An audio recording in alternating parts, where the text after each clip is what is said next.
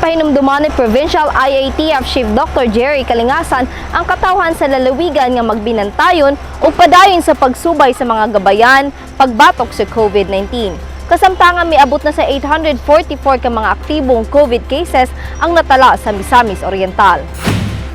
Atol sa gipahigayon sinimanang pagpakayab sa nasudnong bandila adlawng Lunes, Enero 24 ning tuiga, apil sa gihisgutan ang mga angay buhaton kung makasinati na og sintomas sa COVID-19. Mao kini ang mga butang nga importante gayud hinumduman og mga pahimangno sab ni Dr. Kalingasan nga angay buhaton. Una, kung adunay bation nga sintomas sa COVID-19, magpa-check up na sa doktor ug dili maayo nga mosulod ta sa trabaho nga adunay gabation. Kung makasinati na og sintomas sa ikaupat ngadto sa 5 ka adlaw, magpahulay gayud og moinom og 3 ka litro sa tubig. I-monitor usab ang panglawas sama sa blood pressure, pulse rate ug oxygen level ug siguraduhon nga adunay tambal sa hilanat, ubo, sipon nga nakaandam. Sunod mangayo og tabang, dili kita magmuoy-muoy nga magtago kita nga aduna tay gihambing nga sakit karong panahona. Hilabi na kung moingon ta nga gisipon, giubo, gihilantan kay mao kini ang mga sintomas sa COVID.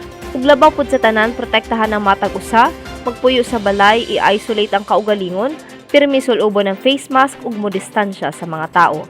So mo kanang angay nga pagabuhaton nato og pagkahuman dayon ni ana kung mag-arang-arang ng imong ginawa, especially on the 7th to the 9th day, you have to return to normal gradually, and that is your recovery period already.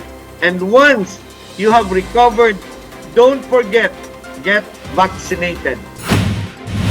Sukad pagbuto sa pandemya, wala gayud mapakya si Dr. Jerry Kalingasan sa paghatag sa mga pahinumdom, labi na kanunay sab nga kamanduan kini ni Gobernador Bambi Imano nga gikinahanglan sa katawhan ang giya gikan sa panggamhanan sa probinsya aron ang tanan maprotektahan batok sa makapatay nga virus.